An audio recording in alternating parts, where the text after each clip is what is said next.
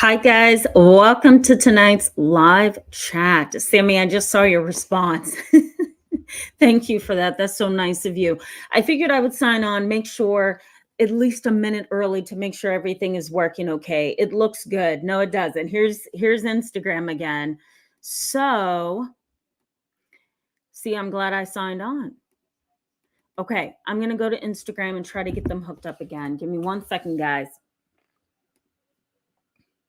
My Lord. That's why I thought I better sign on a minute early just to make sure everything is okay. But thankfully, this is going to be a very easy fix.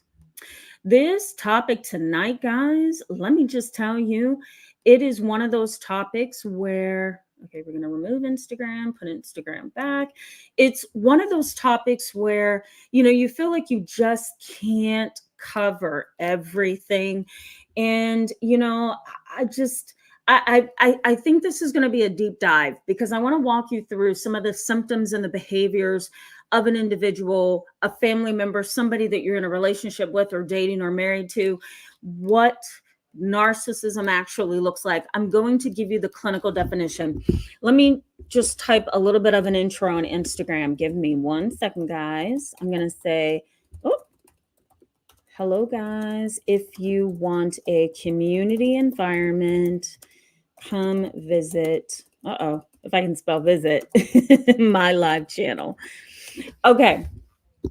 Instagram is looking good. So let's jump into this. Okay, guys, it's a little bit of a deep dive. I'm going to share my screen with you in a little bit here, just so that you can actually see the clinical diagnosis of narcissism. I want to make sure that in this live chat tonight that I give you guys the utmost clinical definition of narcissism that I can, because one of the things that irks me and probably experts who understand this topic better than me, I'm a clinician, but I have strayed from the topic of narcissism as much as I can. I know enough to identify it, diagnose it, really work with it up until a certain point. And then I'm like, okay, I can't. You guys are triggering me.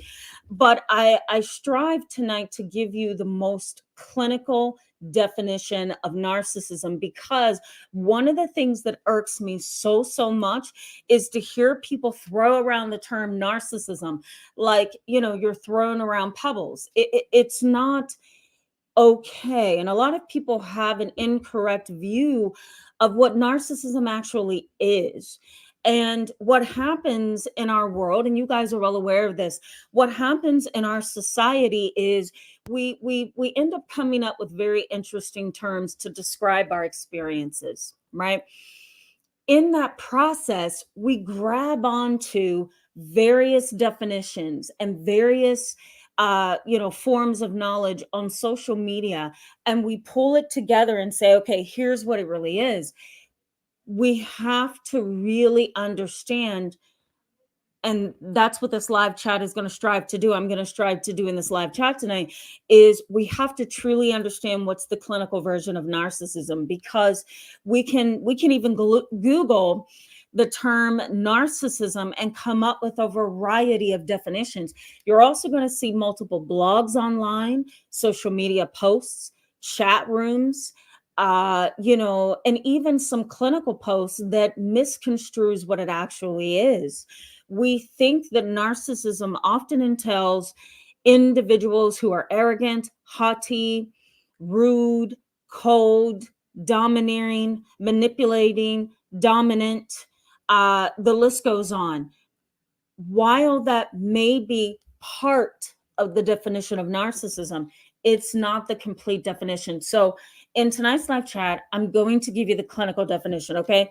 I even brought, so that you guys can see what it looks like for those of you who are not aware of it, I brought my DSM.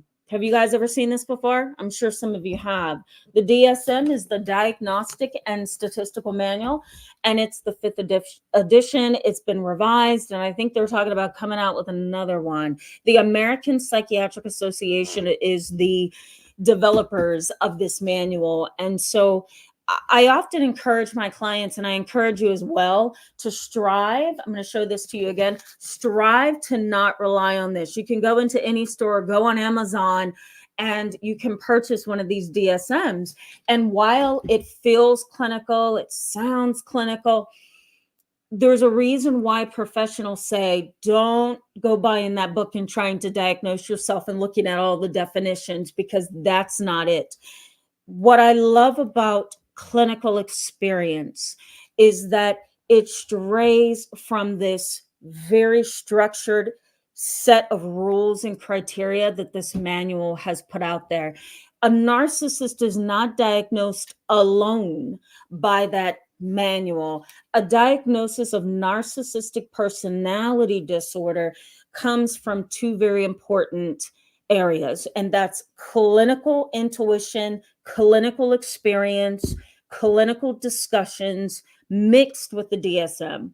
And so that's where I think a lot of people miss it. They think, oh, I'm just going to go online, Google narcissism, because I bet you my mom's a narcissist. I bet you my dad is. And you will find some terms that really feels narcissistic and really feels like you're getting to the meat of what it is.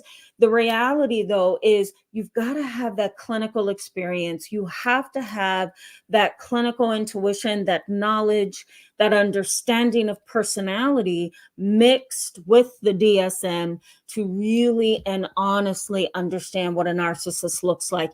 You can, and for those of you who have these people in your life, I'm sure you can relate to what I'm going to say here, which is there's something very different about reading about narcissism and experiencing narcissism, right? It's just a completely different experience. When I read this diagnostic and statistical manual, which I'm going to share my screen with you a little bit later so you can see the diagnoses, I'm going to walk you through it. But when you look in the manual, you're like, oh, yeah, I know that. Oh, yeah, I noticed that. Yeah, they do have a need for admiration, and you're going through the symptoms and you say, oh, yeah, they don't have empathy, do they? A little bit further down in the manual, you say, oh, yeah, they are pretty haughty. And you're going through all those symptoms and it all fits, right? One important component we miss is the clinical piece, the experience, sitting in the presence of a narcissistic family member, somebody that you're dating, somebody that you're married to, a narcissistic boss, friend, whatever, is so vastly different from just reading this manual. So I'm going to walk you through this tonight, okay? The other part of this that I want you to keep in mind as we go through this live chat is that the clinical presentation of narcissism is complex. It's complex. You really do need a specialist or somebody who truly understands what this looks like. You need somebody to just highlight what you're looking at, because there are many, many characterological subtypes and categories. What I mean by that is there's many different ways that we can categorize a narcissist. The most common is the covert and overt, the malignant, which, let me just say to you, the malignant narcissist, you guys probably know this as well. The malignant narcissist is every symptom of narcissism alongside sociopathy. So we're talking clear clinical symptoms of narcissism and clear clinical symptoms of a sociopath, of antisocial personality disorder. That's the malignant narcissist. Those two things that go together. We also have the communal narcissist, which is the arrogant, competitive, jealous, envious, rivalry laced individual. That's the communal narcissist. And of course, the antagonistic narcissist is the individual who's arrogant and they kind of engage in a sense of what's the word I'm looking for? They feel entitled to be on the top. And so they engage in rivalry with other people. They're very, very competitive. Let me also say too, and I want to point this out because this is a little bit more clear with the definition. The communal narcissist also tends to be the individual who does things for praise. They do things to earn, love from people and stars and praise from other people. These are the individuals who kind of put themselves out there as a martyr. You know what I mean? I'm going to go out there and be a powerful person for human rights or animal rights. And they don't do it because that's a part of their heart. They do it because that's a part of their need for praise. They want to be identified as the individual who is a animal rights advocate and things like that, So you want to keep in mind as we go along, there are many characterological types and subcategories, and it's complex. This is pathological narcissism, not just the individual who's arrogant and needs praise, not just the individual who goes around putting down others. Pathological, meaning that it stems from a particular place of abnormality. It's abnormal to be so self-consumed. It's even more abnormal to be self-consumed as a vulnerable narcissist, where underneath the surface, you're so superior, right? People who are vulnerable narcissists, they're so superior thinking, and they feel like they're on the top. They feel like they deserve, they feel like they should be given the best. They feel like they can manipulate their way to the top or manipulate their way to something, even though they visibly come across as lowly, low self-esteem, really low levels of confidence.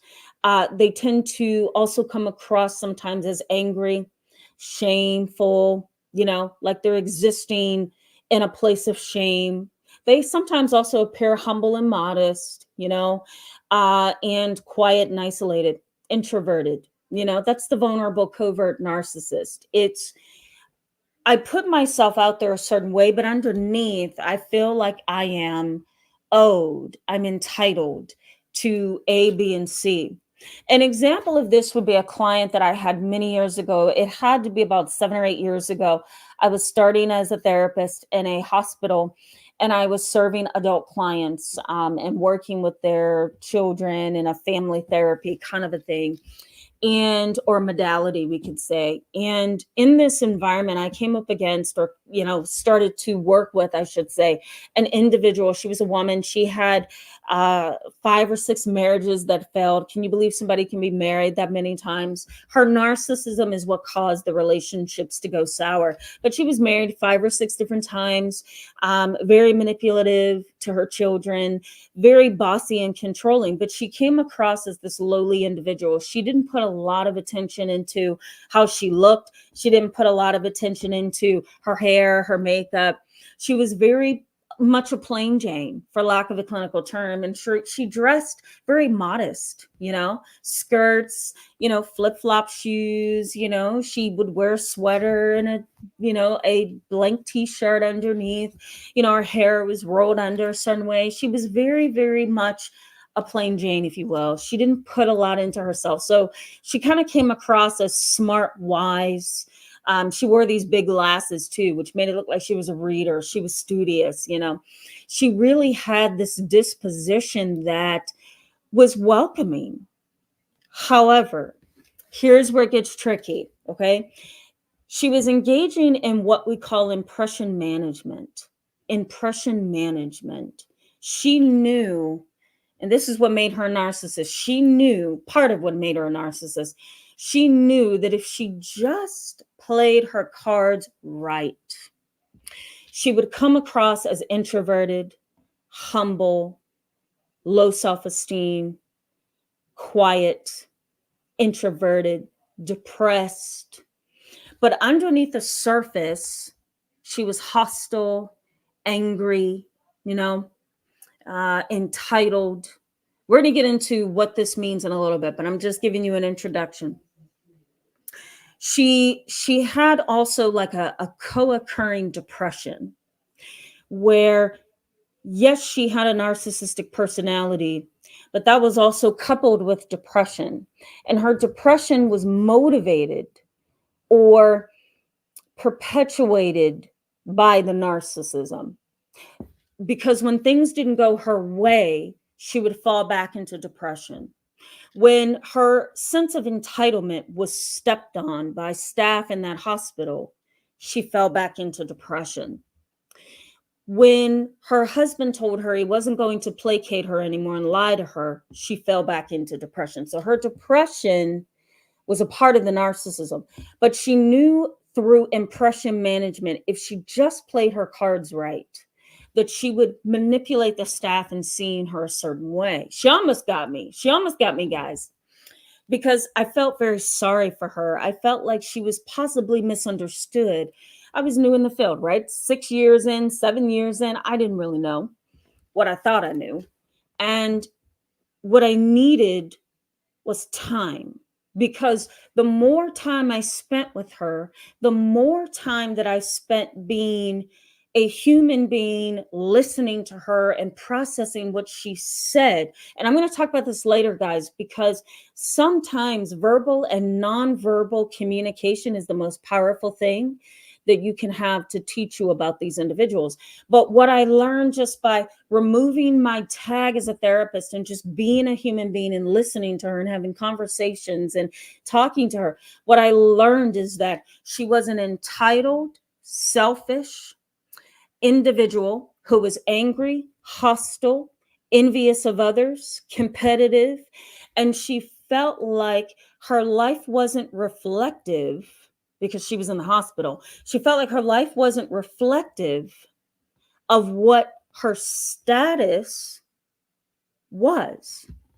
Make sense, guys? So in her heart, behind that vulnerable demeanor, was a superior, entitled individual who felt that being in the hospital was beneath her. And her external piece of who she was would make you think otherwise. And so she engaged in impression management. She knew how to pace herself, dress a certain way. But if you just spend some time with her, every single thing out of her mouth was a narcissistic comment. And what struck me, and I'm going to go to the chat box in a little bit, what struck me as shocking was that her entitlement, her special and unique personality, in quotation marks, caused her to bully the staff, dominate the staff, try to act superior and intelligent over the staff. And she even carried, you ready for this? She even carried one of these. And she literally challenged the psychiatrist, the therapist. There was 2 therapists on her case. It was me and another one. The psychiatrist, she challenged her family. She studied the DSM because her superiority that was hidden beneath a veneer or a facade of humility, she studied the DSM so she could use the clinical language, use her so-called book intelligence to dominate everybody else and challenge people. She was a very interesting client. And so in our discussion tonight, I'm pulling from my experience with her so that you can hear what this actually looks like. It almost is chilling, right? That somebody could be this unstable and yet appear to be so very different. The vulnerable narcissist. So that's going to be the overarching theme of our conversation tonight. But I'm also going to talk about the overt and grandiose narcissist, because believe it or not, sometimes the vulnerable narcissist, the hidden narcissist, the covert narcissist, they sometimes share very similar features, with the grandiose narcissist. I'm going to highlight that. Okay, guys, let me go to the chat box and welcome you guys. Hello, at a seat at the King's Table with Tanisha. I almost mispronounced it. Hello and welcome. Glad to see you back in tonight's live chat. Sammy, I'm glad you're here, but I'm so sorry you're having insomnia. Maybe that's a good thing. I don't know, but I'm glad you're able to catch me tonight. Cam, hello and welcome. Glad to see you back in tonight's live chat. Deb, hello. Glad to see you. Cherry's Jubilee. Glad to see you as well. Sorry, I got distracted there for a second. Marina M, hello and welcome. Glad to have you in tonight's live chat. Yes, it does sound like abuse. A narcissist is very abusive. They're very abusive, but you have to know which one you're dealing with. If you're dealing with a vulnerable narcissist or a covert narcissist, you have to understand that their abuse is very, very hidden. Again, in the example that I just gave you guys, she did not come across as narcissistic at all. Her abuse was very, very detrimental to her family and her 6 marriages because of how she would kind of engage in them. Right? She would engage in them in a way that just exploited everybody. And as you're going to see in the clinical definition tonight that I'm going to give you, it's exploitive. The behaviors of a narcissist exploits you. And sometimes they can be individuals who use emotional extortion. They know how to abuse you, but they do it in a way that, interestingly, they don't think is abusive. A lot of narcissists don't think they're abusive. That's why therapy is no good, because as I talked about in yesterday's live chat, a narcissist often does not have what we need as human beings, which is self-awareness. And when you don't have self-awareness, right, then you can't see yourself enough to determine where the problem lies. And so you're right, Marina M. It is abuse. Deb says, had to study narcissists way too much. Narc parents, partners, a kid, and sister and friends. It's everywhere. Sometimes it is. Sometimes it is. I will say, though, once we go through this clinical definition tonight, you're probably going to see, okay, maybe that person's not so much a narcissist, maybe they're a sociopath, but they look like a narcissist. So hopefully my definition, the clinical definition we're going to go over in a minute, will make some sense. Phoenix, hello and welcome. Good evening to you. Always glad to see you. Tammy, nicely. Hello, glad to see you. I owe you an email. Mama Africa, oh my goodness. Hello and welcome. Glad you could catch us live tonight. Ellie Wynn, hello and welcome. Glad to see you. Tarika Styles, hello, welcome. Looking for comments, guys. Cherry's Jubilee says they are difficult people. They are beyond difficult. Beyond difficult. It's hard to live a life with a narcissist and have peace of mind. Whether that's the covert or the overt, the communal, the malignant narcissist, they're all difficult. You can't have peace of mind because somewhere they're going to one-up you or try to one-up you, try to humiliate you, dominate your life, control you, or be difficult to treat. Sometimes the narcissistic client is very difficult to treat. And this is why I don't like treating the narcissistic characters. When I realize that I have a pure 100% narcissist, that's when I contact my colleague who's an expert in this. And I say, you know what, I'm going to refer to you because number one, I'm going to be triggered. Number two, I feel like I don't have the extra time in my very busy practice to devote to this particular client because they drain your resources. These are the individuals who contact you in the middle of the night and say it's a crisis when it's not. These are the individuals that text you and email you at very inappropriate times during the day, like 6 o'clock at night, 7:30 at night, 12 a.m., 3 a.m., sometimes even 6 a.m. in the morning. I have a question. Or these are the kind of individuals that will contact a therapist and say it's a crisis. And then when you answer, they say, I just wanted to know if I should go to my birthday party tomorrow. These individuals drain everyone. And so, Cherry Jubilee, you're 100% correct. I'm going to leave it at that because we have a lot to talk about. Lisa A, hello and welcome back tonight. So glad to have you. Hello, M. Rosa Spain. Hello and welcome. So glad to have you in tonight's live chat. You are a member, so thank you so much for being a member. Glad to see you.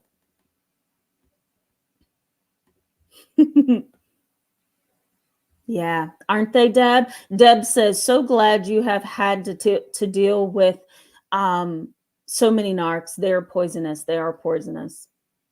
They are poisonous. You will see more of that tonight. Sunkissed Diva 01, hello and welcome back tonight. I'm always glad to see you. Mr. Ellipsis, hello. You did make it. Glad to have you tonight. So glad to see you. Sammy says something that's interesting. Sammy says self-diagnosing is bad. It's bad. It can be. I think sometimes we can self-diagnose and hit the nail on the head, right? Other times, and you're going to see tonight as we go along, other times really tricky things though can throw you off because it's not just the clinical criteria that you need to be looking at. It's what do I sense when I'm in the room with this person? What does my intuition tell me about this individual that I'm sharing space with? What does my sense of self feel like when I'm in the same space with this individual? What do I feel when they leave me and go off and I'm left by myself after dealing with them. What do I feel? You don't have that experience when you self-diagnose, or you say, you know what, you're a narcissist. That's a narcissist. That's a narcissist. Okay, they may have some of the clinical criteria, but what you're missing, and what a lot of people are missing, I should say, is that lived experience, right? That's why a lot of you I listen to when you say you've had an experience with a narcissist, because you may have that experience where you've grown up under a narcissist, so you know what that feels like, right? But unfortunately, some people just say, oh, that's a narcissist, and they walk away, and that's not the case. You really need the clinical criteria with the experience, and that's when you know the truth. Deb says to me, at Tamara, I hear they are removing narcissistic personality disorder in the Yep, calling narcissism at personality trait rather than a disorder. Absolutely. So the DSM, or I should say the American Psychiatric Association, they're the makers of the DSM here.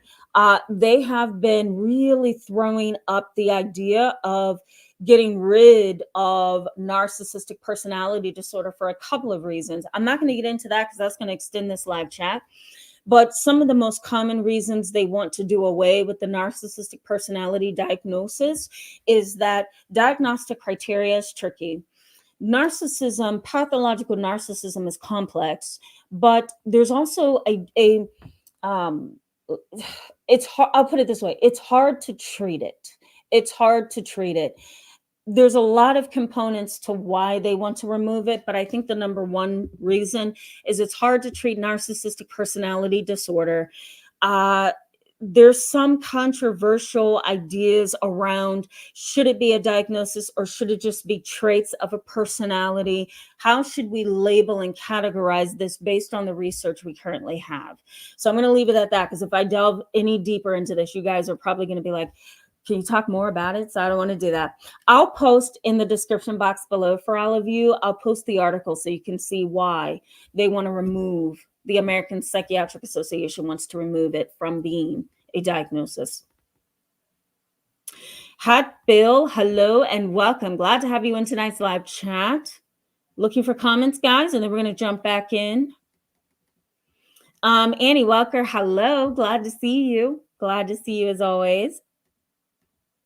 M. Rosa Spain says, the covert narcissists are the most dangerous for me. Some professionals say they are psychopaths too. What do you think about it, Tamara? I think so. Yeah, sometimes they are. The narcissist that is very much a sociopath or a psychopath, that's the malignant narcissist. So you want to be able to bring together those two categories, the narcissism and the sociopathy, and or the antisocial personality disorder, to be more clinically clear.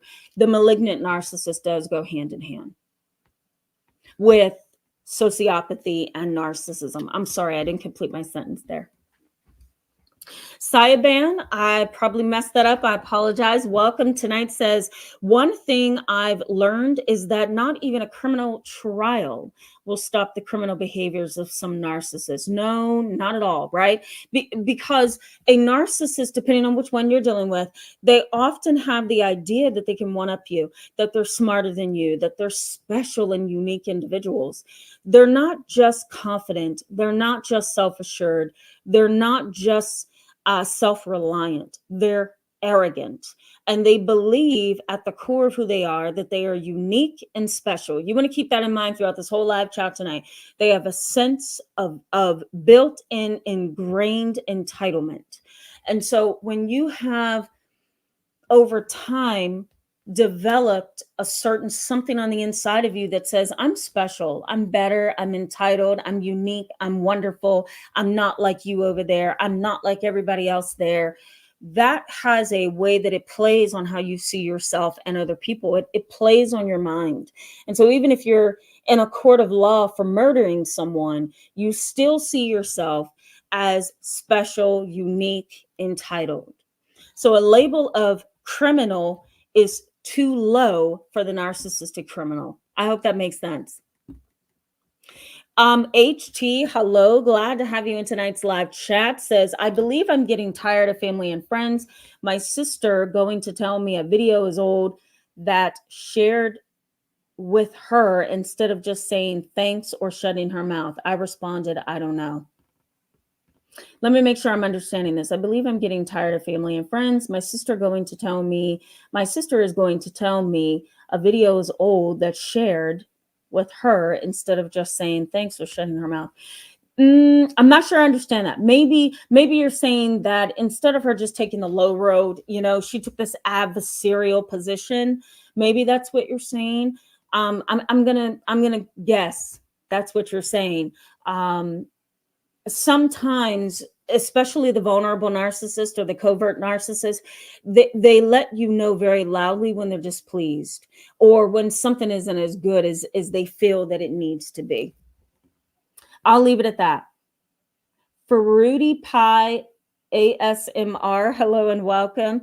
Glad to have you in tonight's live chat. I don't remember seeing you, so welcome. Says Tamara, I live with my covert narc mom. My car got broken into when I got a new car. She went out 5 days later and got nearly the exact same style with features. I expressed that I'd like.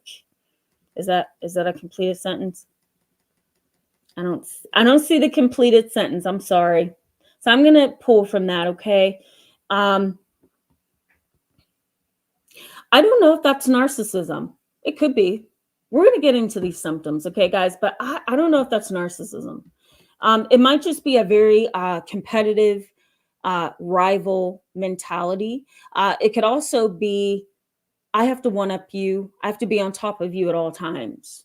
Because if I'm not, then I'm going to be put in a position that's behind or low, and I'm not going to do that. So that could definitely be it. M. Rosa Spain says, some time ago I thought I was afraid to be a narcissist too, but it seems I'm not. Thank God. Yeah. I mean, yes. If you're questioning if you're a narcissist, you're not a narcissist. That's the way I like to do that. Dragonman Sasson, hello and welcome tonight. Glad to see you again. Erica in Lusk, hello and welcome back. Glad to see you. One last comment, guys. I'm looking for, before we get into the content, Sis Peep Game, hello and welcome. Glad to have you tonight. Says, whoo, I've met a few people like that. Oh, yeah. Cheers Jubilee says, you were my mom's therapist. Oh my God. Cheers Jubilee. Wait until we get into these symptoms. All right. I'm making sure I'm not missing anybody. Marta Core, you're my last one. Hello and welcome. Glad to see you in tonight's live chat. Let's jump back in, okay? Let's talk a little bit about the vulnerable narcissist symptoms. Well, you know what? Let's put that on hold for a second. I'm going to share my screen with you. I'm going to share my screen. Okay, hold on. Bear with me. I don't know if I can. Maybe I can. I'm going to share. Yeah, I think this is it. Narcissism symptoms with you. Can you guys see that? Can you see that? Can somebody let me know in the chat box? Oh, yeah, I can see it. If I can see it, you can see it. Okay, looks like you can see it. Let's look at these clinical symptoms of narcissism together, okay? So you have to have 5 or more symptoms in the category of narcissism in order to be identified in the current DSM, the DSM-5 TR. In the current DSM-5 text revision, you have to have at least 5 symptoms of narcissism in order to be categorized as a narcissist, okay? So I'm going to highlight these one step at a time. Pervasive pattern of grandiosity. Let me break that down. Pervasive means another way of saying chronic, a chronic pattern of grandiosity, meaning it's a perpetual, chronic sense of being better than you actually are. And it could be fantasy, right? Or behavior. So in other words, my behavior shows that I'm grandiose and I think I'm unique and I think I'm special. Or I'm in this fantasy world in my mind that says that I am better than I really am. So the grandiosity is key.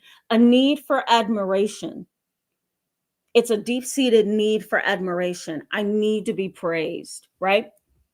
A lack of empathy. Now, I'm going to break this category down. We all know that narcissists have a lack of empathy, but here's where I think it's most important to focus on. You want to look for a pattern of of a lack of empathy starting at early adulthood. Okay? And for a narcissist to be a clinical narcissist, we have to look at this in a variety of contexts. We can't just say, okay, you have a lack of empathy with me. I was raised by you and you can't seem to show me empathy. Well, okay, that may be okay. To a certain extent, we can say you're a narcissist, but we do have to make sure that we're looking at a variety of contexts. Is this individual not empathetic with other people? Is this individual cold-hearted and callous when we're watching the news and a tragedy has happened? Is this individual very self-consumed to where they don't know how to be giving, loving, compassionate, not just at home, but in a variety of contexts? So this is really important. And this is something that we as clinicians really look at when we're trying to understand if somebody has a narcissistic personality, because a variety of contexts says that this individual is not just acting this way in one setting. They are like this in a variety of settings, which kind of helps us understand the intensity of the disorder. Does that make sense, guys? So in this same category, grandiose sense of self-importance. Okay. You're likely to see this as exaggerated achievements and talents. They expect to be recognized as superior. And this is, to me, this is very key. Without commiserate achievement, meaning they think that they are superior even when they haven't achieved what would be considered superior. Does that make sense? So you may find somebody who doesn't make a lot of money, but they are very, very arrogant. And you would think that they are a high-powered business person because of how they carry themselves. So they don't even have to have any money. They don't even have to have a nice vehicle, a big house, employees working under them. They still believe they are superior. Does that make sense, guys? There is a preoccupation with fantasies of unlimited success, power, brilliance, beauty, or ideal love. Ideal love, I'm going to find my Prince Charming, and he better be handsome with tons of muscles, built really nice, has a nice voice. And this is for women as well. This is for men as well.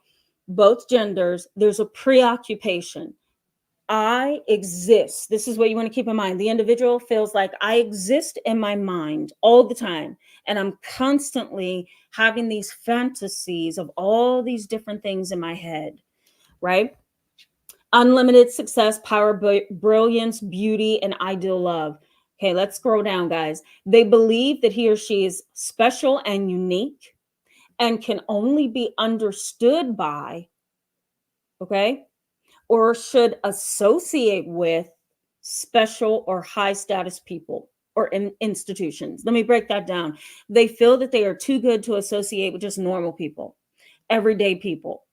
Or they feel like, I don't want to be connected to the dog center over there. I need to be connected to the American Psychological Association, So they're constantly feeling like no one is meeting their expectations unless they are of a certain status. They, of course, require excessive admiration. They have a sense of entitlement that's unreasonable. Okay. Okay, so I'm just making sure I'm giving you everything in this category. So has a sense of entitlement that's unreasonable. They are interpersonally exploitive. So in other words, they take advantage of others, and they do it in a variety of contexts. Remember, you got to consider in a variety of contexts. So they're interpersonally exploitive. Of course, lack empathy. This one's important as well. They are often envious of others or believes that others are envious of them. Oh, you don't like me? You're jealous of me. Oh, you don't like me either? You're jealous of me. Doesn't necessarily mean they're jealous because they don't like you. Maybe it's because you're narcissistic, but they don't consider that, right, guys? So they feel other people are envious of them, and sometimes they're also envious of other people. They kind of have this competitive mindset that they have to be at the top, They show arrogant and haughty behaviors or attitudes. Okay. And of course, you must have 5 or more of these to be diagnosed with narcissistic personality disorder. So there you go, guys. I'll try to give you the link to this so you can have it. But each of these symptoms is what we look for in a clinical setting. And that is the way, I'm going to stop sharing my screen. That is the way that we identify narcissists that are clinical. There has to be 5 or more of those symptoms. And we have to be looking at this in a balanced way that, okay, this is an individual who's not self-aware. They've got 5 or more of these symptoms. They also have personality characteristics that's very complex. They have a lot of issues when it comes to communicating and connecting with other human beings. Their personality is flawed in many ways. And that is how we identify the clinical version of narcissism. You're not going to get that if you just Google narcissism and somebody's talking about being arrogant or, being or having a lack of empathy. You really do need that clinical definition of narcissism. I'm going to post some things in the description box for you guys so that you can look at the clinical definition of it. But now that we've kind of gone over that, that's the foundation of what we're talking about. Let's go into the vulnerable narcissists, okay? Here's a bullet point list. They tend to be individuals who appear lowly. They appear humble and modest. They are quiet, isolated, introverted. There's tons of internalized anger, hostility. They feel shame a lot of the time. And they may actually have what we call an impaired, how am I going to put this? An impaired optimism. Impaired optimism, meaning they don't have the ability to be optimistic. It's impaired. They don't have the ability to see the bright side. They don't have the ability to look at something and say, that's really good over there. They don't have that. So they have impaired optimism. They also have a diminished sense of personal agency. They're not motivated. This is the vulnerable narcissist. They're not always motivated. They don't have that sense of personal agency, which can sometimes make them appear depressed, right? Because if you think about it, somebody who's depressed is somebody who is most likely unmotivated, tired all the time, irritable, quiet, they isolate, they don't want to talk.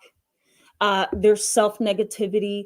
All of those symptoms can be present in a narcissist who is a covert narcissist or a vulnerable narcissist. But you got to keep in mind on the inside of who they are. So at the core of the matter, in their heart, they believe that they are better. They feel superior and entitled, even though they have all the symptoms of depression. There may also be, and I just basically said this, but depressivity. So depression. There's a feeling of being easily offended by other people because they are at the core narcissistic, entitled, special, unique individuals. And so if you say something that offends them, they are easily offended. It's not like it's an individual who, you say something rude and now you're offended. No, the narcissist has the experience of a narcissistic injury. Even if you're not direct in what you're saying, they will pull something from what you're saying and they are offended by that. Even something that you're not even regarding as offensive. And it may not be offensive to anybody that you know, except for that vulnerable narcissist. And so they become offended and they shut down, they isolate, they get quiet. They also fantasize having a position of power in some way.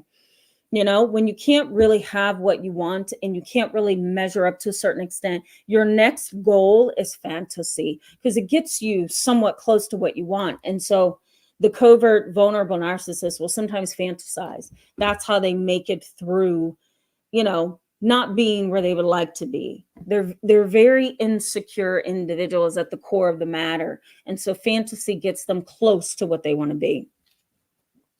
They may also have rejection sensitivity. I don't like to be rejected. Any small or I'm going to say maybe a small ounce of rejection, or something that is said, or somebody not smiling at them, or somebody not holding the door open for them in a public place, they will take that as something's wrong with me. They'll internalize that. So they have a lot of rejection sensitivity. That is the vulnerable narcissist in a nutshell. So consider the vulnerable narcissist, the covert narcissist, as being somebody who projects the image of depression and lowliness and modesty and shame and guilt.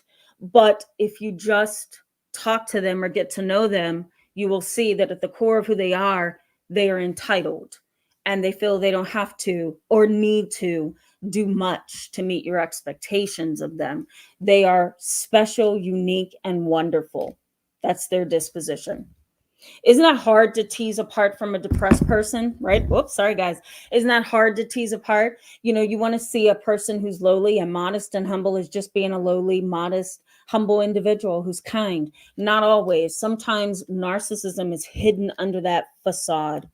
Now, before I go back to the chat box, the grandiose, overt narcissist often, sometimes, or maybe I should say sometimes, I won't say often at this point, but sometimes shares features with the vulnerable narcissist. So here's an example of that, guys. Let's say, for example, and I had a client like this last year. Let's just say, for example, your dad is a grandiose or overt narcissist. He feels important. He thinks he's handsome. He feels like his money speaks for his success. He doesn't respect anybody. For the most part, he's competitive. He does everything for show and tell. He just doesn't have, at the core of who he is, empathy for anybody else. It's all about him at all times. So let's say, for example, that arrogance has caused his neighbors to dislike him. That arrogance has caused his coworkers at work to dislike him. So what happens when we look at somebody, guys, those of you who are watching, what happens when we detect narcissism? We tend to bring up our own defenses. We tend to block and say, nope, I don't want anything to do with you, or we tend to protect ourselves by just kind of retreating.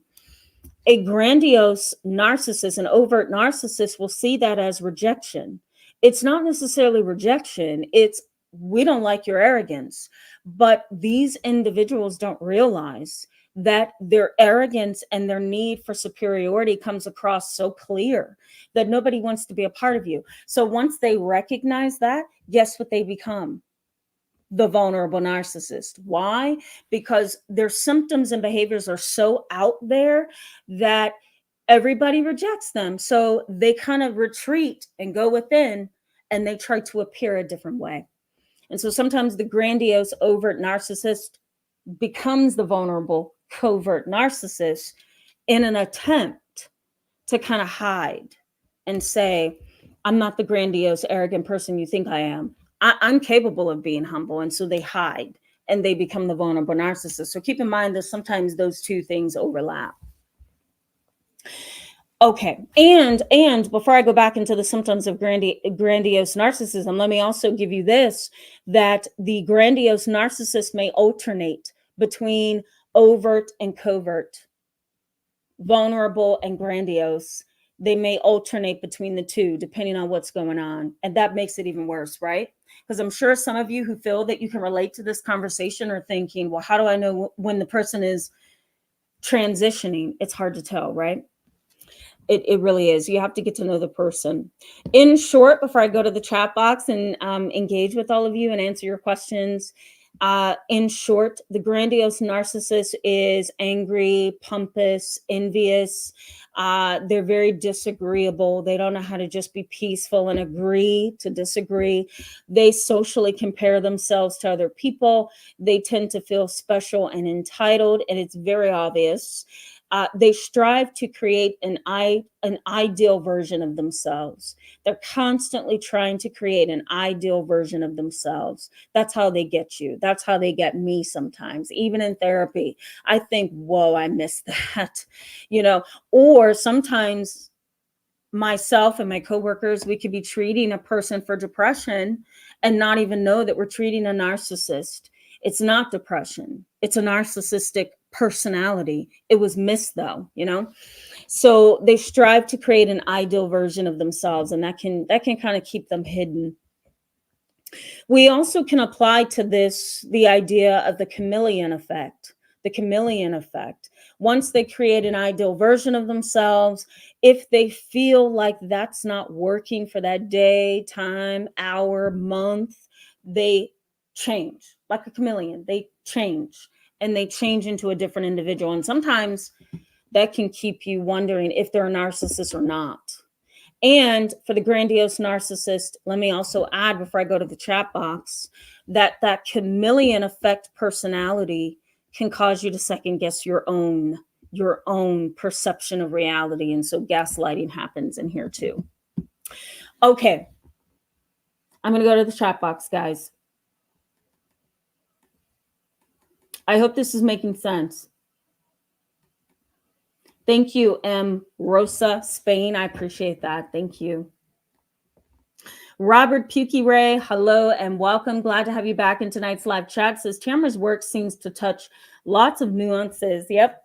I don't hear on other channels. I feel like she's my sister-in-law whisperer. Oh, thank you so much for that. That's so humbling. Thank you.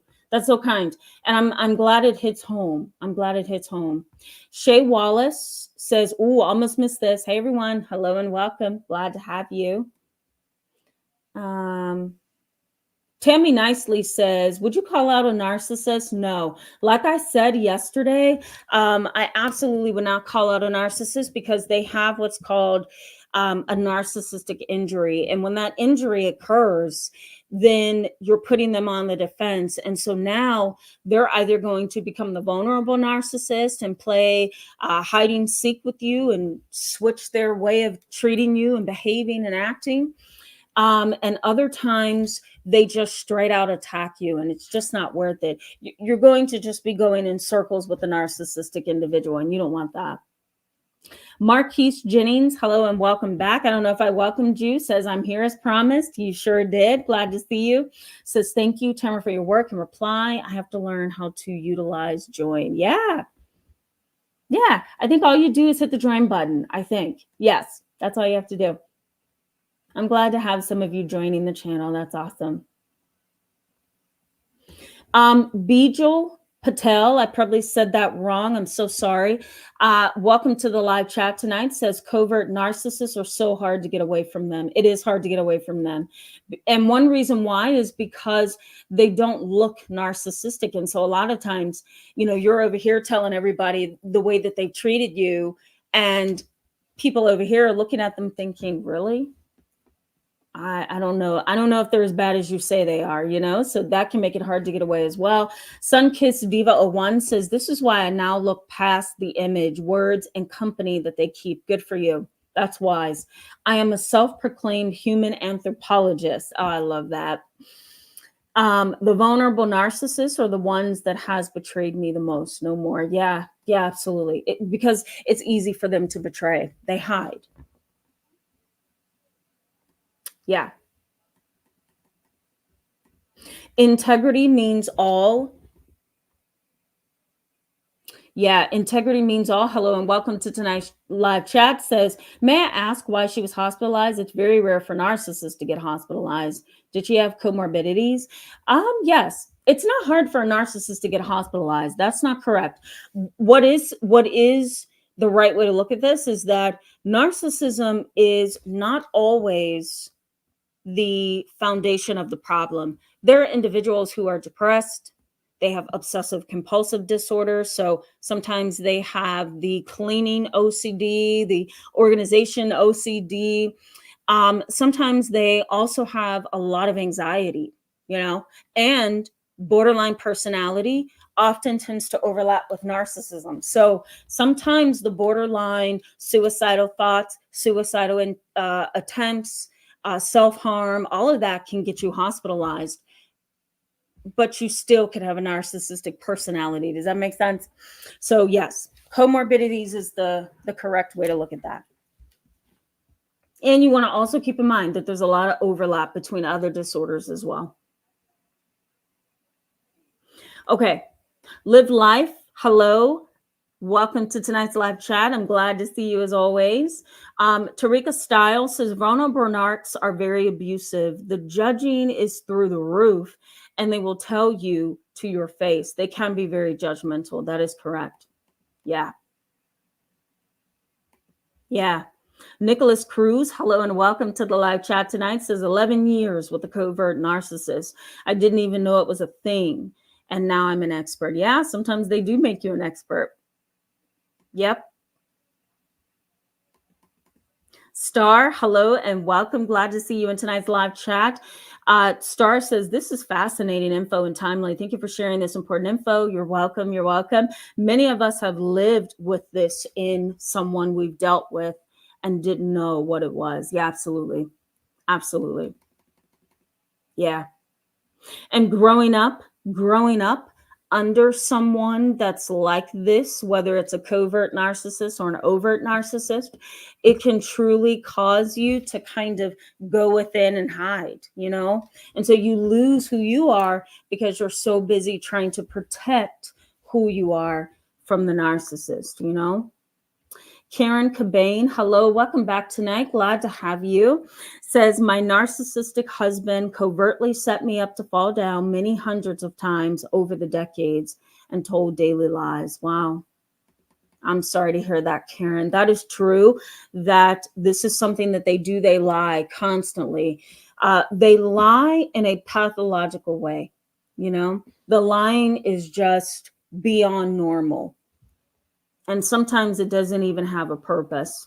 Mystery Ellipsis says, it seems most people don't realize what a narc is until years later, especially with the covert narcs. Yeah, that's very, very true. Very true. Raymond Vincent Garcia Jr., hello and welcome back. Haven't seen you in a while, so glad to see you. Says, I can relate to this. This is my father-in-law, maybe, or maybe just emotionally immature. It could be both. It could certainly be both. Let's see. I'm ready to learn more. That's so good. I'm glad. Yeah. Okay. Butterfly Effect. Hello and welcome. Glad to have you in tonight's live chat. I don't remember seeing you, so welcome. Butterfly Effect says, it is as if they are engaged in an identity crisis dominated by fear and insecurity. I have empathy for them, but also recognize no contact is important when dealing with narcs. Sometimes no contact really is the only way to deal with it. They are in an identity crisis, most of them. The grandiose, overt narcissist is an identity crisis because it's like they think they're up here when the reality is that they're probably like right here, but they think they're up here. And so the only way to feel important is to either pull other important people in, associate with important people, or just fantasize that they are at a certain level. You know, I think it's wonderful that you can have empathy for these individuals. That's not a strength of mine. My experience with narcissism professionally kind of gets in the way of my ability, I think, to be empathic towards them sometimes, especially the grandiose, overt narcissist, because I see the fallout from their behaviors on their children. I see the result or the resulting damage or the consequences of their behavior. So that makes it a little rough for me. So I applaud you, Butterfly Effect. I struggle with empathy for these individuals. I'm going to highlight Deb here because Dr. Ramani is the expert when it comes to narcissists. I just tag her as the 100% above all other professionals expert when it comes to narcissism. Dr. Les Carter also, he is also good. So I would check these both out for sure. Thank you, Deb, for highlighting that. You're welcome, Rosa Spain. You're welcome. All right, just looking for more comments. Cherry Jubilee, I'm going to put you up here. Thank you so much for joining my channel. Welcome, welcome. For those of you who are wondering, what does joining mean? If you hit the join button, it'll allow you to become a member of my channel. And there's different levels that you can have. There's also going to be perks on this channel as we go along. Videos for members only, winning prizes, getting information for different mental health conditions, having consultations with me, things like that. So you can learn more by hitting the join button on the channel, excuse me. Glad to see you, Cherries Jubilee. Thank you so much for that. Phoenix says, as bad as I wanted answers, it is very hard to hear about the vulnerable narc. My mom to a T. I'm sorry, Phoenix. Phoenix goes on and says, she's made me feel so bad for her my whole life. I've just brushed off all she's done to me until now. Yeah. Yeah. Phoenix, that's why a lot of people, when they have to deal with a narcissist, they have to get their own therapy, because narcissist, the way that I like to explain a narcissist to my clients is it's like driving a snow plow. What is it called? A snow plow? Yeah. And you're just plowing through all the snow in the winter. You know what I mean? A narcissist plows through your life. They just completely knock over any and everything that matters to you, including your own identity. And they do it sometimes all in one swoop, or they do it a little bit at a time through chipping away at your life, your identity, your thoughts, your feelings, your self-esteem. And before you know it, they've taken over your entire life.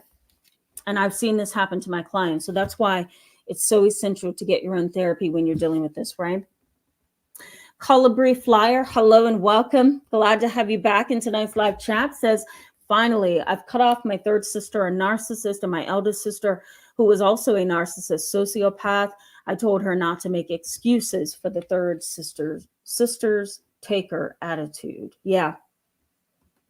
Yeah. Sometimes it's hard for siblings. Sometimes it's really hard for siblings to see that another sibling is a narcissist, you know? Mama Boom Bam, hello and welcome back. Glad to see you tonight. Says character matters, not the label, just my opinion. I very much agree. Very much agree. As a therapist, when clients come into my office, I'm not looking at a label. I'm not considering a clinical diagnosis. I'm not considering the kind of treatment that you need. I'm considering you. So I very much agree with that. Agree. Michelle Lynn, glad to have you back. Welcome. Says, hello, I've lived under coercive control for 5 years. I've been out almost 10 years and still have PTSD. Can't have a normal relationship now. Yeah, absolutely. It takes time to pick up the damaged pieces, right? Yeah. Shay Wallace says, I always feel tired around my husband. He likes to invite me to spend time with him, then treat me like I'm in the way. Yeah. Then when I excuse myself, he gets mad. It's a lot of come here, go away. Yeah. Yeah. And some of that may be some elements of borderline personality. Keep in mind that a narcissistic personality, and I'm going to tell you in a little bit how this impacts you, a narcissistic personality can also have borderline personality traits. And for some people, not all, some people with borderline personality, they push and pull, or they say, come into my life. No, get out of my life. Love me and then get out of my way, right? It's a lot of this and that, or push and pull in relationships with them. So you may have an individual who's a narcissist, but who also has borderline personality traits. And sometimes those borderline personality traits creates that emotional roller coaster and instability that you see in narcissists sometimes. It's figuring out what you're dealing with. That's really what it is. Daniels, hello and welcome to tonight's live chat. Glad to have you. Says, my mother has been controlling and abusive as a child and has progressively become more aggressive and reactive as an adult. Do they get more dangerous with age? No, actually, there's some research that suggests, and I'll make sure it's in the description box for you. There's some research that suggests that age sometimes helps the narcissistic personality become less difficult. Most narcissists kind of taper off as they get older, and it's because of age. And I also think they just get tired, and some may even mature. Some may even, change some of their personality characteristics over time. So most research suggests that narcissists kind of calm down with age. That doesn't mean everybody, though. Craig Samuels, hello and welcome. Glad to see you tonight. It's been a little while. Glad to have you on here. Bijal Patel says covert narcs are a sadistic streak to them. They love to see you suffer. That's what puts them on the psychopathy spectrum. Sometimes they're not all psychopaths. They're not all sociopaths, and they don't all have antisocial personality disorder, but they can have some pieces of the dark triad traits, and that would be the Machiavellianism, where they kind of get this surge of they feel, I'll put it this way, they feel stimulated when they've done something and it's caused somebody else to suffer or to fall. So you're right, they do have a sadistic edge in some cases. Sammy says or asks, is narcissism someone stuck in a developmental stage and refuses to grow or move ahead? I don't know. Now you're talking from a Sigmund Freud perspective, and I would have to go over what I've learned over the past few years of Sigmund Freud's work, psychoanalysis and psychodynamic therapy. They would say, the Freudians would say, yes. Piaget, he was an expert in child development. He would say, narcissists are stuck in the egocentric stage. So there's a possibility. That's not my area of expertise. I will say that. I'm going to be humble and say I don't really know the research on that in today's world, but I'm happy to look it up and put it in the description box. HSR 1986, hello and welcome. Glad to have you in tonight's live chat. Says, given the variability and overlapping traits, it's easy to see why they would reconsider it. There you go. Yes. If they do remove it, I surely hope it's based on real research and not the social mood of today. Very much agree. Let me just say the DSM is also somewhat encouraged by the social mood of the day. We do lack a lot of research in the DSM. It's better than it has been, but I tell most of the upcoming therapists that talk to me, or some of the interns that train under me from time to time, I tell them, you don't want to get stuck on the DSM because it has its limitations. You want to learn this stuff yourself and use the DSM to kind of, number one, bill insurance, number two, label, and number three, just kind of give you a framework, Kim asks, there we go. Do narcissists, I'm going to go back to the content just a second, guys. Kim asks, do narcissists' behavior typically get worse as they age? I've heard varying things, especially regarding female narcs. I just like I said earlier, it just depends. It depends. Cherry's Jubilee says, they want to be a special killer, not just a criminal. Yeah, there you go. Sometimes, yes. Yeah. And they think they're wonderful and unique. And sometimes, sociopaths who have a narcissistic edge, they may do something very criminal, but they're happy that they had the brains to do it. That's the narcissistic edge to the sociopath. Heather Mixon, hello, welcome. You're welcome. And thank you for that. Thank you for coming on tonight. Okay. Few more comments, guys. I'm going to go back to the content.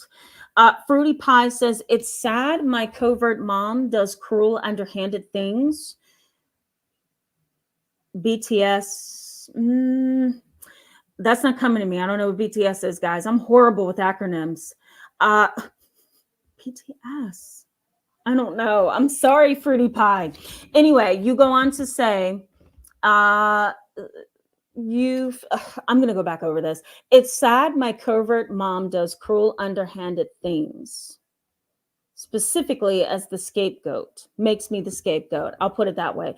And people think I have a great mom. She has an ongoing, friendly, public persona. Yeah. That's what you would call the vulnerable narcissist or the covert narcissist, for sure.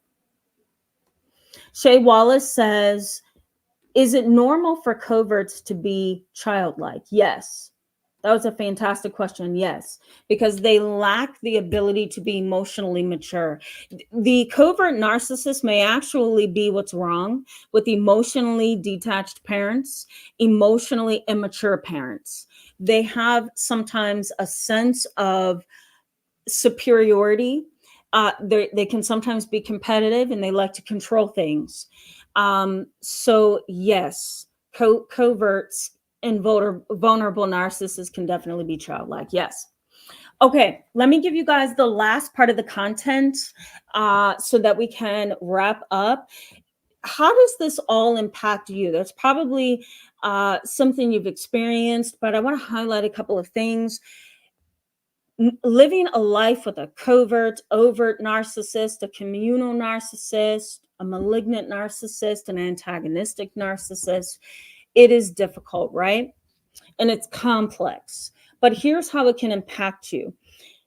Consider the family member with the narcissistic personality who tells and retells a story or a version of their lives to sell you on who they are or who they want to be or a specific image.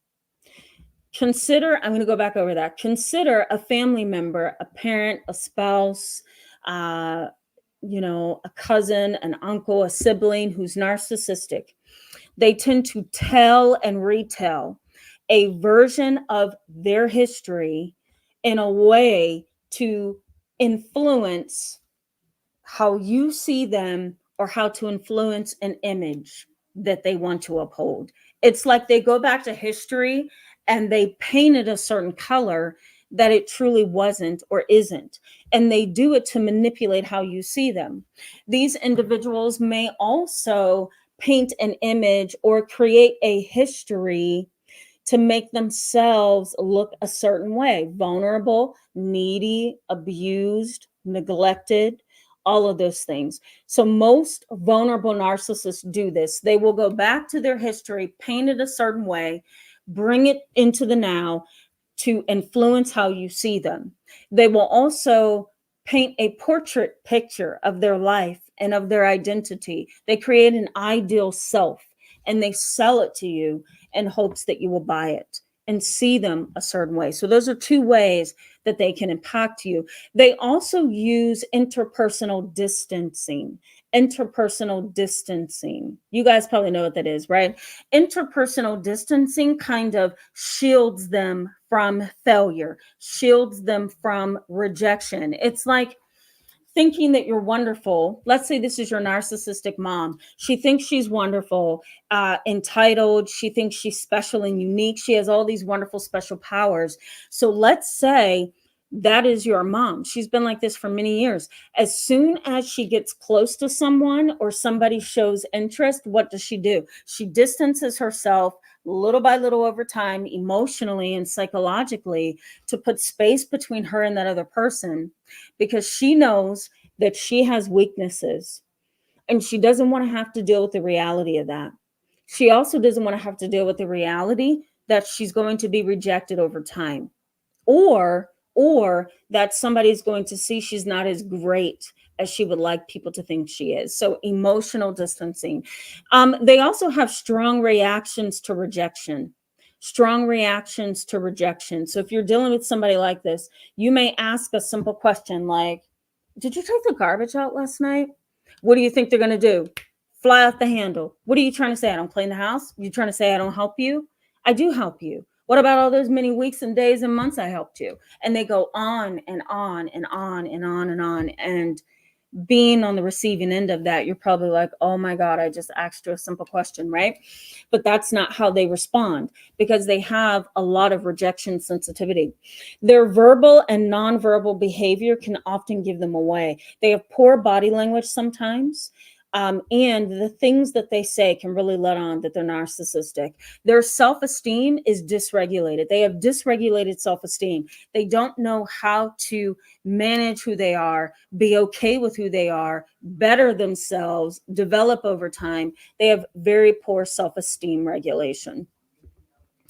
They also have sometimes self-serving attributional bias. That sounds like a lot, right? Self-serving attributional bias, meaning they will sometimes project negativity onto a situation or person or idea, but it indirectly serves them in some way, you know?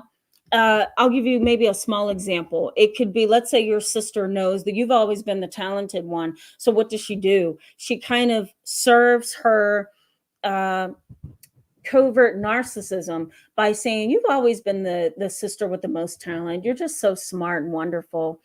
I just want to be like you when I grow up. I don't have the talent you have. I don't have the smarts that you have. I'm not as pretty as you are. I'm not as, and it's somehow in a weird way self-serving, because now she's talking about herself, and now she's coming across as humble and compliant and modest, and what's the word? Having a lowly kind of disposition, but it's self-serving. It's self-serving. They sometimes can be avoidant and dismissive. They can also be controlling, vindictive, and dominating. That's how this can impact you. So if you're dealing with the overt or the covert narcissist, keep in mind at the core of everything they do is a narcissistic, I think I'm special and entitled disposition. And that can backfire on you or somehow make life very difficult for you. Okay, guys, how do you feel about this topic? It's a lot, right? It's a lot. I think I'm going to make sure that I link to some videos. Definitely, if you haven't already, I would look into Dr. Ramani, Dr. Carter. They're awesome. They are the true experts when it comes to treating and dealing with narcissism. And I'm going to make sure that I post some resources in the description box for you so that you can learn a little bit more about what I talked about tonight. Okay, let me go to the chat box, guys, and we're going to wrap up. Please feel free to ask me any questions that you need to ask about this, because it's a very overwhelming topic. It's an overwhelming topic. Y'all's Royal Rose 22, hello and welcome back tonight. Glad to have you. Says, I don't know, I'm still questioning. So confused and complicated subject, isn't it? Isn't it? You don't necessarily have to be narcissistic because you meet any of the diagnostic criteria.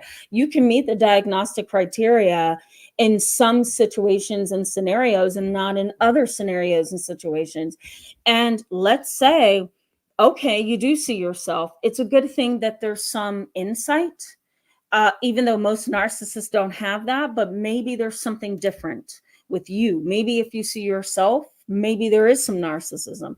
You want to keep in mind that narcissism occurs in multiple contexts, not just in one. So it is complicated, right?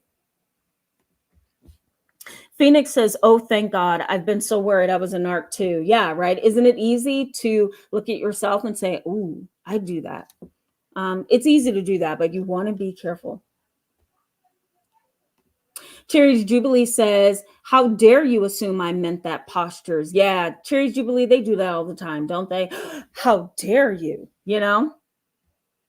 I had a client in a family so many years ago where the client that was seeing me for treatment, she brought her parents in and she made a statement like, Mom, sometimes I just feel like you don't understand me. What did Mom say? Oh, how dare you? Oh my God, talk to me like that. You know, she was very up here. So yeah, they do that a lot, unfortunately. Okay. Thank you, Tarika Styles, for letting me know you could see my screen. Wonderful. Thank you so much for that, Marta Core. Thank you. Angel Warrior, hello and welcome. Glad to have you back tonight. Says, hello, Tamara and Healing Souls. Tamara, thank you for pouring into us. Oh, you're welcome. That's so humbling to hear that. Thank you for that. Yeah, that's awesome. Deb says, so far, definitely seeing my kid here. She demonstrated her lack of empathy on me tonight. Joyous. Oh, that's horrible. I'm sorry, Deb. Ellie Wynn says, persistent and chronic. Yes, persistent and chronic is the key word to the diagnosis of narcissistic personality. Persistent and chronic. Robert Pukey Ray says, I have a cousin who never had a job or took a class, but married a rich family, claims to be major success. Yep, sometimes that happens too. Mama Boom Bam says how people treat you on a regular basis speaks volumes. Yes, it does. I agree. Yes, it does. Okay, just looking for comments. Joshua Anzalone, hello, welcome tonight, says it's honestly pathetic. Yes, it is, isn't it? It is. And Joshua, you kind of um speak volumes to how I feel when I have to deal with a narcissist. That's why Dr. Ramani and Dr. Carter are great, because from their angle of things, they don't seem bitter about the narcissistic personality. They really do remove their emotions from it. For me, I can do that up until a certain point, and then I'm like, okay, I'm done with you because this is just way too much. Now you're hurting other people, or now you're causing chaos there. Now, you know what I mean? So, Joshua, you kind of speak volumes to how I feel at the end of a very tiring day with somebody who's a narcissist. The way that they behave really is pathetic in a lot of ways, but they don't always see themselves. Keep that in mind.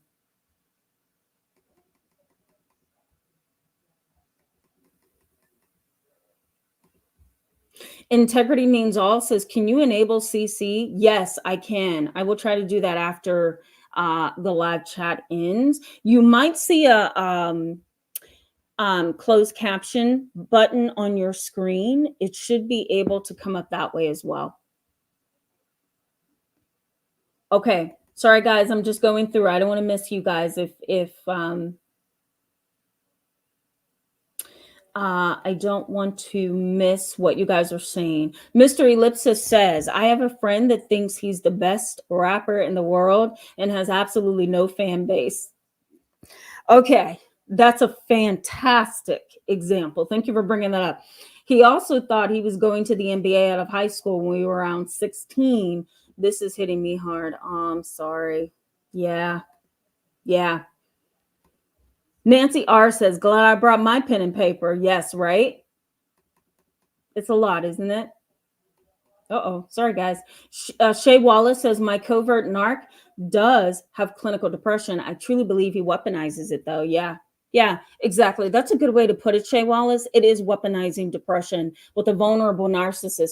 They can kind of wallow in that depression. What's interesting about a vulnerable narcissist is that they can be the ones who are claiming that they are severely depressed, but refusing all treatment that you were trying to give them. Have you seen people like that? They say, I'm so depressed, I can't sleep, I have insomnia, I'm crying all the time, I'm irritable, I'm mean, I'm edgy, I'm angry, I'm unmotivated, I had suicidal thoughts the other night, I just see no positive future. And the minute a therapist says, do you want to start meds? We can do that. Oh, how dare you? I don't need medication, right? Or they will say, I don't think that's going to work. You know, for certain therapists who like to work through a list of ways to help you, sometimes the therapist can really hit rock bottom in terms of being able to help a client. Because if you're a vulnerable narcissist and you're weaponizing your depressed symptoms, if it's true depression, then everything I offer you is going to be rejected. Would you like to try meds? No. Would you like to try cognitive behavior therapy and maybe go to a few classes? Why would I want to do that? Okay, how about we try dialectical behavior therapy, working with emotion regulation? No way, that never helped me in the past. Do you want to try group therapy? No, I don't like being around people. It's constant. So I like the way that you put that. It is kind of weaponizing. I agree. Oh my Lord. I'm sorry guys if you hear my TV upstairs. My mom's up there. Nancy says light bulb moment. Yeah.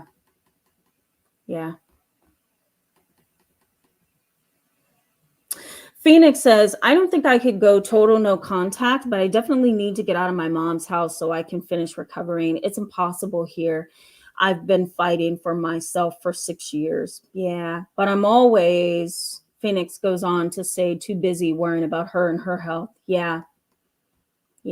That's rough, Phoenix, right? And the only way that you can heal sometimes with these people is to build that distance between you once you can. Tarika Style says, I would like to hear more about the fantasy. The narc I know thinks they're chosen and going to be heading up God's army. Yep, sometimes that does happen. Yep. The fantasy for the narcissist is I'm fantasizing that I'm in a powerful position. I'm fantasizing that everybody thinks I'm wonderful. I'm fantasizing in my mind that I have these unique special talents that puts me above everyone. I'm also fantasizing what life would be like if people would just see the good in me. I'm also fantasizing my power, my social power, and also the role at my job, you know? So fantasy and narcissism goes pretty deep. That's just it in a nutshell.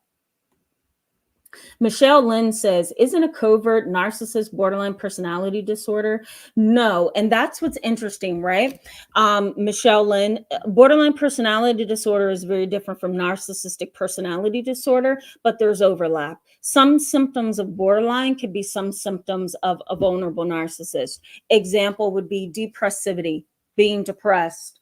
Another overlap between borderline personality and covert narcissism, low self-esteem.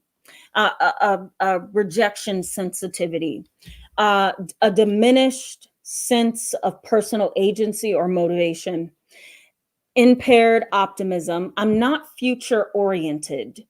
I'm just not. I feel stuck, you know. So borderline can overlap, but no, it's not the same thing. Yeah.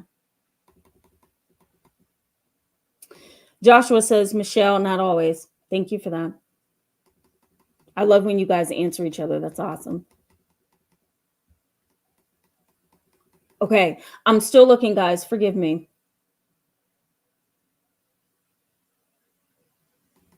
Gee whiz, I'm behind. I'm sorry. Joshua goes on to say, the way they stalk is so sick. Yeah, sometimes vulnerable narcissists do engage in stalking behavior. They may actually be what we call intimacy stalkers, where they seek a close relationship of some kind, but they're going about it all in the wrong way.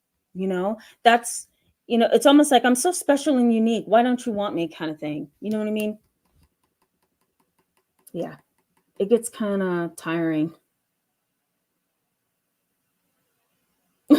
Deb. Oh my God. Deb says being told you cannot diagnose someone in diagnose narcissism in a child is BS since it is a personality style. The only reason that we say you can't diagnose a child with narcissistic personality disorder is because the characteristics that we went through in tonight's live chat is really hard to label a child with when the child's personality and brain hasn't fully developed yet.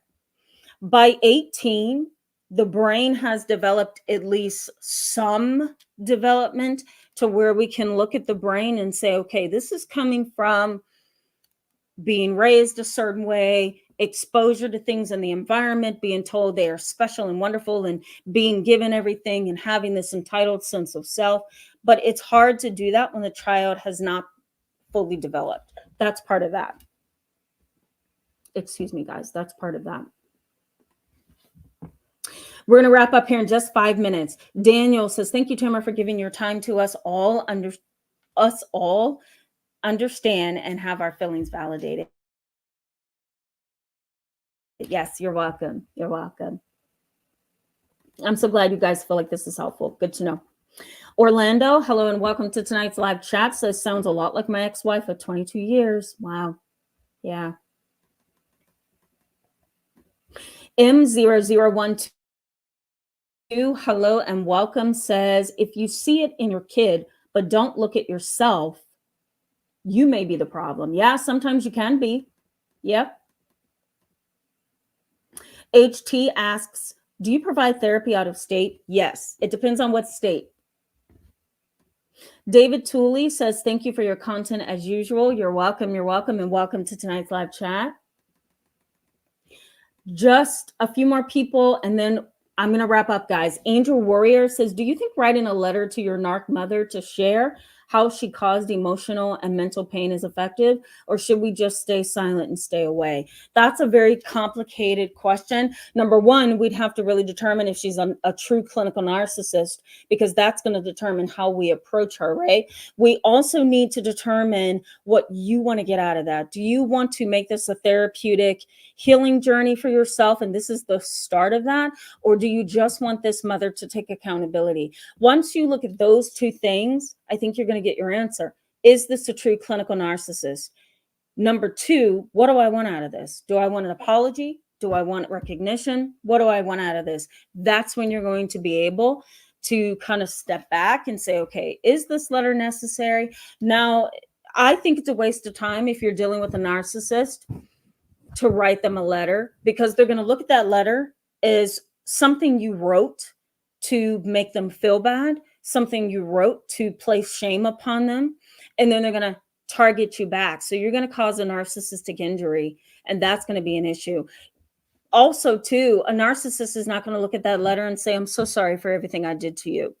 No. And even if they say, I'm sorry, it's a very shallow, I'm sorry.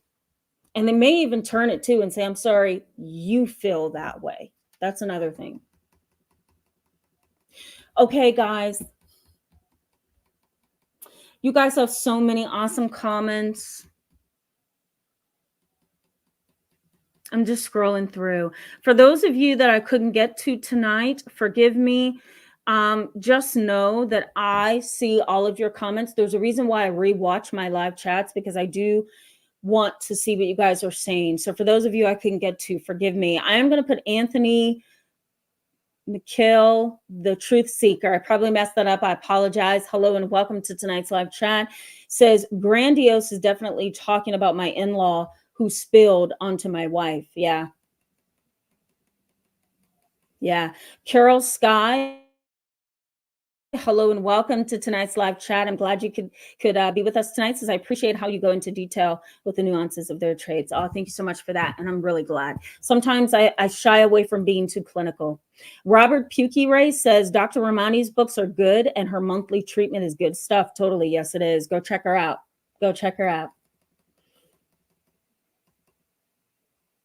Oh, okay. Marquise Jennings says, for some reason, there is no join button showing up. Anyone else? Oh, I hope not. You should be able to see join. I don't know. Hopefully. If not, let me know. MN Odell, hello and welcome. I'm sorry if I missed you tonight. Mrs. Ed, hello and welcome. I'm sorry I also missed you tonight, but I'm glad to see you. Says, is it safe to say all narcissists are extrinsically motivated as opposed to... Oh my God, did you complete? Here you go. Intrinsically motivated, or does it even matter when it comes to the way they treat others? It depends on what narcissist you're talking about. So a vulnerable narcissist is intrinsically motivated. A grandiose, overt narcissist is extrinsically motivated or externally motivated, because they want to look important. The vulnerable narcissist may not look important, but they house that energy on the inside. I hope that made sense. Thank you so much, Phoenix. I see your comment. I do. That's so awesome. Thank you for that. I'm going to put it up on the screen briefly. I'm gonna say something here. I'm gonna read your comment. Thank you, Phoenix, by the way. I really appreciate that. That's so humbling. Thank you. I'm going to read Raymond Vincent Garcia Jr. I haven't seen any of your comments, so I want to make sure I get you in. Raymond Vincent Garcia Jr. says, he is both. You just validated my thoughts. He's a vulnerable narc. Oh, shoot. Let me join. Okay. I got you. Oh, that's cute. Wait a minute. Raymond Vincent Garcia said, oh my God, come on, YouTube. I'm trying to get back to your comment. You said finger got stuck in the 100 button. LOL. That is so awesome. I'm sorry. I hate that you can relate that much to this topic, but it is what it is, right? Guys, I love you so much. Thank you for being with me tonight. I hope this was helpful, not overly clinical, but helpful and insightful to you. Let me know in the comments section after this goes off if you have any questions, concerns, or just ideas and thoughts. I will be answering them. I'm going to take a 2-hour break, but I will be going back over this later tonight. So I am glad to have you every single weekend. We're going to continue these conversations. Next week is going to be a particularly interesting one. So stay tuned. Okay, guys, I hope you have a wonderful weekend. I'll see you soon. Bye-bye.